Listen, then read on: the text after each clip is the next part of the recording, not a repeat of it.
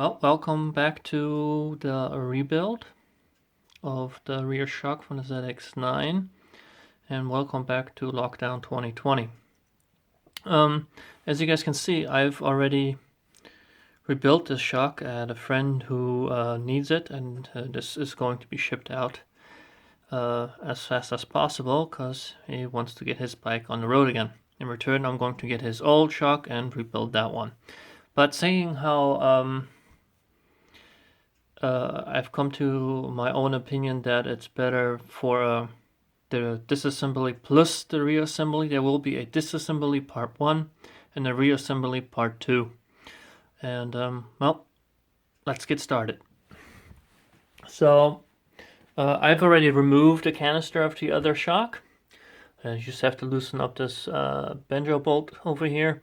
And that is it for the most part. You're going to have oil coming out of it. You're going to have to clean that up.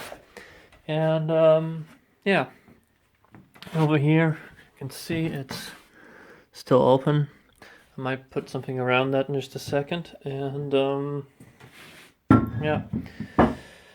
Now in order to get inside of this canister, you will need to have a 22 socket, 22 millimeter socket. Fits right around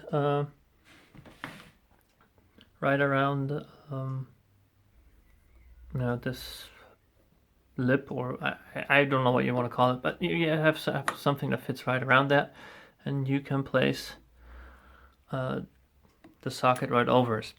I'm now going to demonstrate how I managed to push this down, because there's a ring right about, oh yeah, I'd say about this depth right here. There's a ring inside, and this ring needs to be removed in order for you to get to the bladder, which you have to remove completely so that you can clean the cylinder. And it also needs to be removed for the refill. So kind of got a makeshift camera holder here.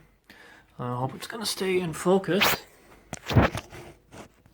Sorry about covering up the camera. It happens. So what you want to do, you don't want to have a really heavy hammer. You want to use a mallet of some sort, and sometimes it's a little hard to get this bladder down. But then again, I don't know if there is still there's still some air in there.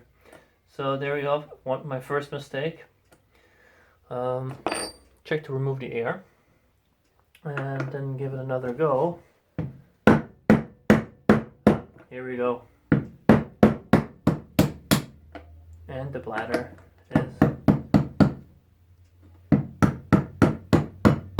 all the way down. So you definitely need at least a 22, come on, focus camera. You need a 22 mil, at least a 22, 23, 24, something that'll fit, sorry about covering the camera again, something that'll fit right around this. And as you can see, it barely leaves a mark. And you can see here, we have to remove this inner ring, which is always a pain. And this one's looking pretty crummy, but I'm taking it a little bit of oil will probably make it look brand new again. This is actually the old shock that was in my bike before I rebuilt the other one and installed it. So yeah, I'm gonna try to remove that ring. In order to remove,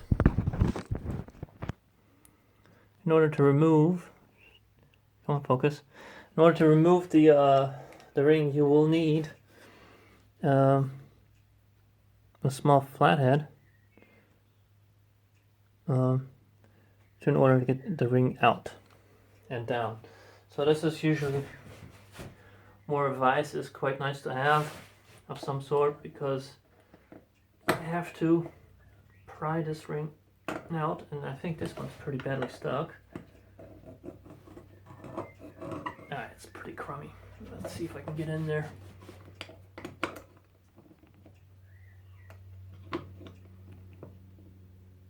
Ooh. Try that again. If not, I might actually have to soak this in a little bit of WD-40 overnight. Oh, we got movement, we got movement. Movement's always good. Let's see if I got a smaller. There we go. In order to save my camera time a little bit here and all that talkity talk, I'm going to turn off the camera and start filming as soon as I'm able to remove the ring, and continue filming right afterwards. There we go. And as you can see, I used a small screwdriver and I got it to come up on this corner right now, and all you have to do now is slowly pry it up, which I can't really do with one-handed. And as soon as I have that removed, I'll pull out the bladder that's in there. So here we go, guys. Remove the ring. Kind of cruddy looking, but it's definitely out. Now the next part is removing this bladder, which is always wonderful. It's not that easy. I do recommend putting some type of cap back on here, and then basically grabbing a pair of pliers and slightly pulling on it without damaging the valve. Got my pair of pliers here, and I'm gonna grip it right around this ledge right here, and I'm gonna hopefully be able to slowly pull it up. Oh, this is really hard. Let's see, maybe I can pull it here a little bit better. No, I'm gonna go back to pulling over here. It's safer. And maybe give it a little twist. Yeah, it's coming, but honestly, it's really difficult. So if anyone out there has a suggestion on how I can do this a little nicer, come on, here we go, come on, come on, yes. So basically, this is the oil the air bladder that's in there, or the nitrous paddler. This one's pretty grimy looking, and don't think that's a good thing. There's that much sand in there, so we'll see. But for the disassembly video purpose and just quick rebuild, this is really all we need to do, and it's not that important. I'm gonna throw this in the box.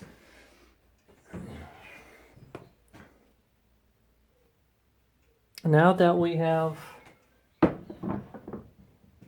disassembled the canister up here, we can look inside, and it's yucky. So definitely that needs to be flushed out. I usually do this with acetone, and I have some standing right there. I'll put some in. I'm gonna let it stand at an angle, and hopefully remove some of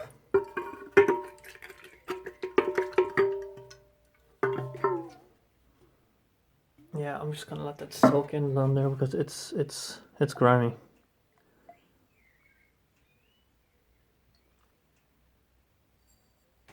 Yeah. Where can I put this? I am going to put this here somewhere like this. Yes. Now I don't necessarily recommend using acetone, mostly because it will kill any rubbers or plastics. And we don't want that. So if you have parts cleaner, please be free to use parts cleaner, but also make sure that it is not going to corrode any of the plastics, because then you'll have problems and you'll have to find a way of replacing them. Okay, so the next big thing is this guy. Honestly, it looks not very clean, so that's another thing that I'm going to probably do off camera, is I'm going to clean the outside of it. But in order to disassemble it, I can't speak right now, blah, blah, blah. We are going to remove the banjo bolt up here, the hose. I don't actually know what these called, these special washers. I'll just call them special washers. So if anyone out there knows what they're called, please let me know. I have literally no idea. We need to remove this, and then the shock will just free itself. We can just remove the entire spring. And I'm going to go ahead and set this up off camera. Now, I've had a little problem loosening them, but after soaking it overnight in some WD-40, let's see what happens. As soon as I get around the shock, there we go. There we go, much easier. Basically, this just removes the tension off of the preloaded spring right here. And this way, we're lucky, we can also turn it by hand now. And if you do not have WD-40, you can use basically any type of oil in order to remove these rings. Let's see if we get the top one to budge too. And as you can see, the spring is turning with. And that happens. So I'm going to remove this one until there is no more pressure on the main spring. Which I think now we can also just turn the whole spring. And as you can see,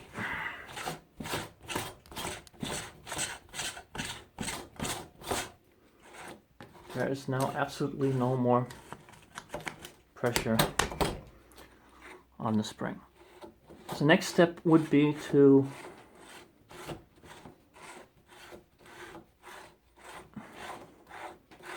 remove the hosing right here, and then we can continue about maybe removing the rest. And some of this seems to be rather in bad shape up here, as I can see. This is the original spring that came with my bike, and there is literally no oil in the spring. I can already feel that. So let's go ahead and remove the bolt, I believe. Oops. There you go, tools rolling off the workbench. Let's remove this bolt.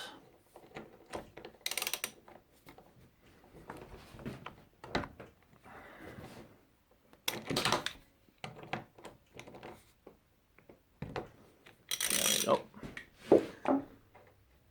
I am probably going to spill a little bit of oil here on my workbench, because there is going to be some left in there. Always is. And avoid that as much as possible. Just tilt it up. And there we go. Move this to the side. I usually throw this into a old box, cardboard. It's pretty good in soaking up oil and not spilling it everywhere. So now all we have to do is remove these rings, which we can, oh, this really needs to be cleaned properly. It is really, really disgusting. I don't know if you can see that on camera, but if you look at it, I don't think anyone's touched it in over 30 years. or if they have, I sure as hell did a crappy job.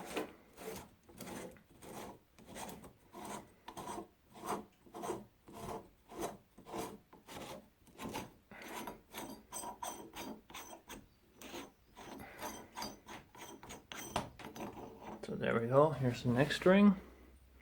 This one goes on top of this one, and then we have the one that is used in order to keep the spring centered as much as possible.